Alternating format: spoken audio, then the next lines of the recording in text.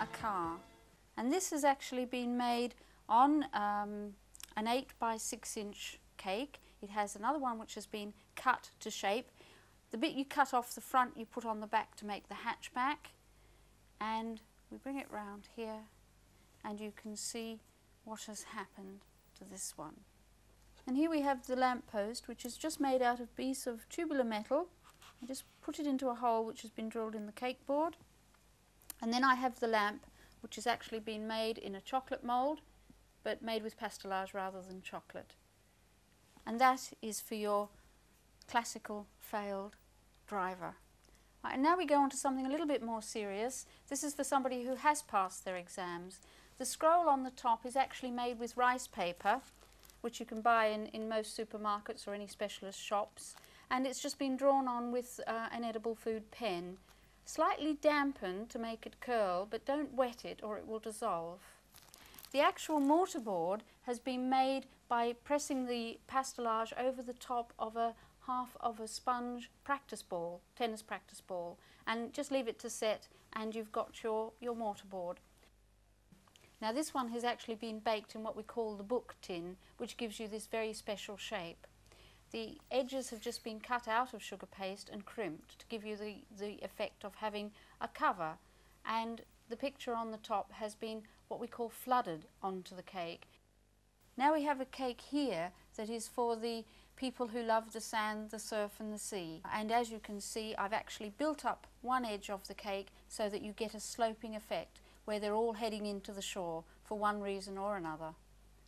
The little figures are in fact commercial, they're not made of icing. These are made of terracotta, and the little sailing boats and windsurfers are actually made of plastic, and you can buy most of these in most specialist cake decorating shops. This is a cake, as you can see, we've done it for the team. They've won their race, or they're all set to go, whichever way you look at it. This is a cake that has actually been baked and cut to this long shape. I've then put an inch of icing all around the top, but before that I put a very thin layer of blue sugar paste on the bottom. I put a piece of cling film or plastic on top and then covered it all with white, cut around the indent, and because of the plastic it didn't stick to the blue. Now inside I've actually just put a very thin layer of piping gel, and again you can buy this from most specialist cake decorating shops. This gives the effect of the water rippling. Now here's a cake that the husband had done for his wife for their first wedding anniversary. It's been offset on the board, and a candle, in fact it's a scented room candle, is set into a little pastelage vase on the front. The flowers are actually artificial. They're made of a silk, or a type of silk, and just a little bit of spotted ribbon round it. But it's rather a nice little cake for somebody for their first wedding anniversary.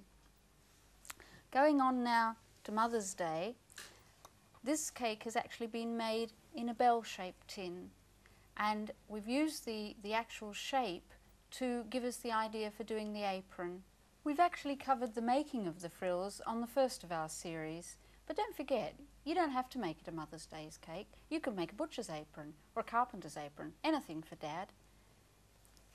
Going on now to Mother's Day itself, and this one is really for Mum, with love, and we've just got a little spray of silk flowers on the top and a little bit of piped embroidery, which we'll be doing on the advanced icing series.